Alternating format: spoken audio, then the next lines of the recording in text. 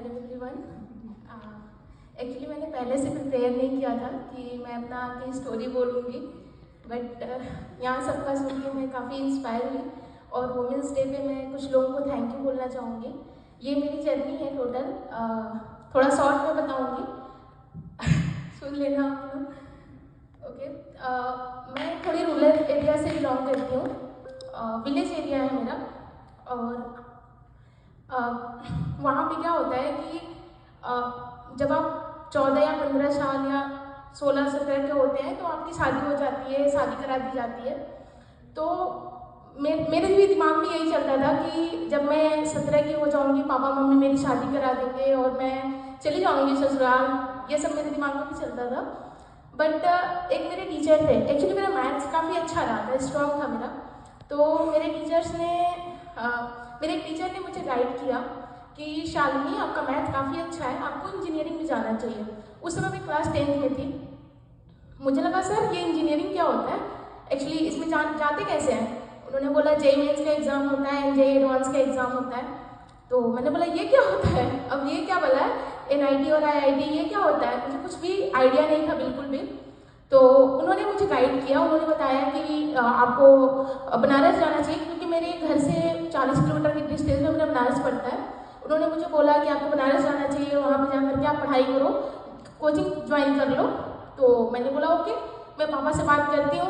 तो मैं उन टीचर को स्पेशल थैंक बोलना चाहूँगी, क्योंकि आज मैं जहाँ पे भी हूँ स्टार्टिंग उन्हीं का था। उन्होंने ही मुझे बोला था, मुझे गाइड किया था कि आपको ये करना चाहिए। फिर मैंने आके पापा से बात करा, पापा ने बोला ओके। कुछ ऐसे लोग थे जो मेरे कनेक्ट में थे, जो काफ़ी पढ़े लिखे थे। उनसे जब मैंने ये सजेशन लिया कि क्या मुझे एनआईटी या आईआईटी करना चाहिए, तो उन्होंने बोला शालिनी एनआईटी और आईआईटी क्या होता है, उसे क्रैक करना।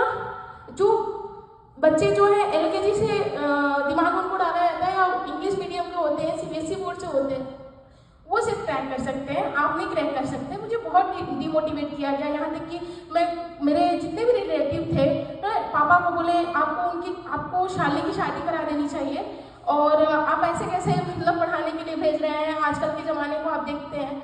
बट पापा मेरे को पूरा सपोर्ट किया उन्होंने, मेरे मम्मा और पापा दोनों ने, और मुझे बनारस भेज दिया पढ़ने के लिए।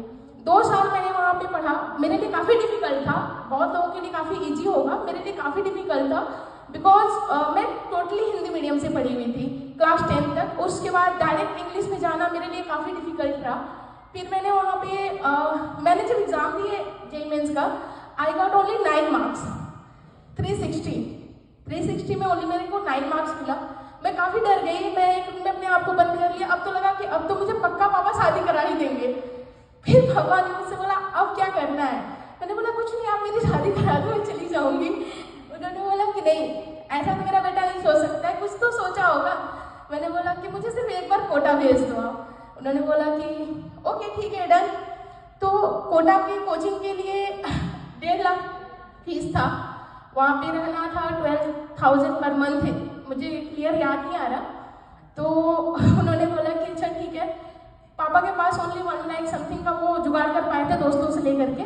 मम्मी के भाई की शादी थी, मेरे मामा की शादी थी, उन्होंने कान के झुमके उनके बनवाए थे। एक्चुअली मेरी ज्वेलरी की खुद बिजनेस है, बट नॉट, आप ये नहीं बोल सकते काफ़ी बड़ा है, मतलब गांव वाला होता है ना शॉप वगैरह आप देखे होंगे वैसा है। मम्मी ने अपने कान का झुमका बेच दिया, ठीक, उन्होंने बेच दिया। बहुत लोगों को लगेगा अरे यार ये तो ईजी है, सुनार है, तुरंत बन जाएगा, लेकिन वो भी काफ़ी उस टाइम पे बेचना मेरे को काफ़ी हर्ट किया था। वो चीज़ हर्ट किया, मेरे को लगा था कि नहीं मैं जब जॉब करूँगी ना तो सबसे पहले मम्मा के लिए वही बनवाऊँगी, ऐसा था मेरे दिमाग में। फिर मेरा एडमिशन हुआ एंड मैंने प्रिपरेशन किया, मेरा 99 परसेंटाइल आया जेईई मेंस में। एंड उसके बाद मेरे लिए सबसे ज़्यादा डिफिकल्ट रहा कि मेरे को मिला एनआईटी श्रीनगर कश्मीर।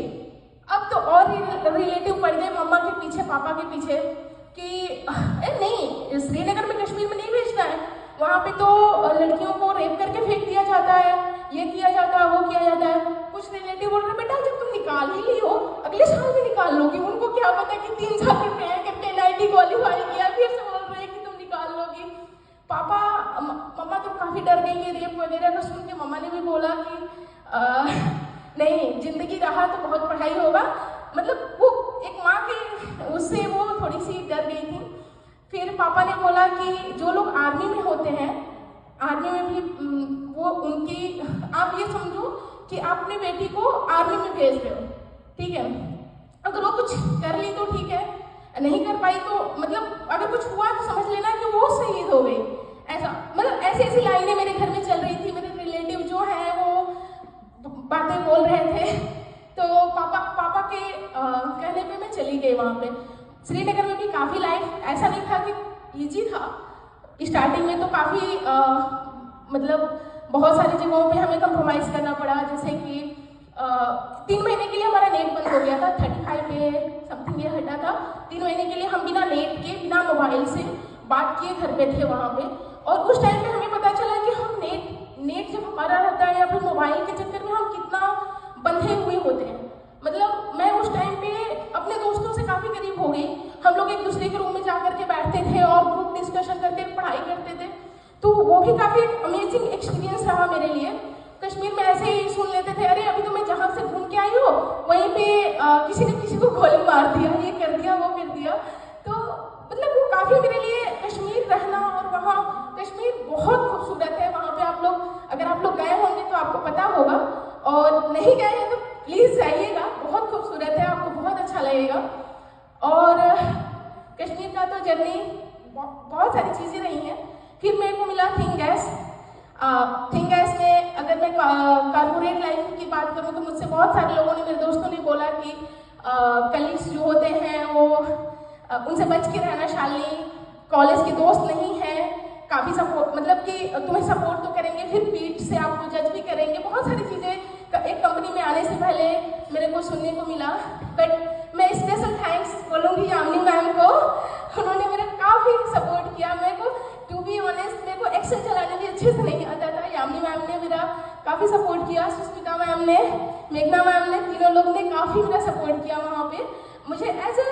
मुझे लगा कि मैं इनकी छोटी बहन हूँ, ये बोल सकते हो आप। उन्होंने स्पेशल थैंक्स टू सबको, मैं तीनों को बोलूँगी, और अपने पापा को मैं थैंक यू बोलूँगी कि आज उनकी वजह से मैं हूँ यहाँ पे। अपनी मम्मा को thank you, and thank you all of you कि मुझे ये मौका दिया, मुझे यहाँ पे आने के लिए। Thank you all.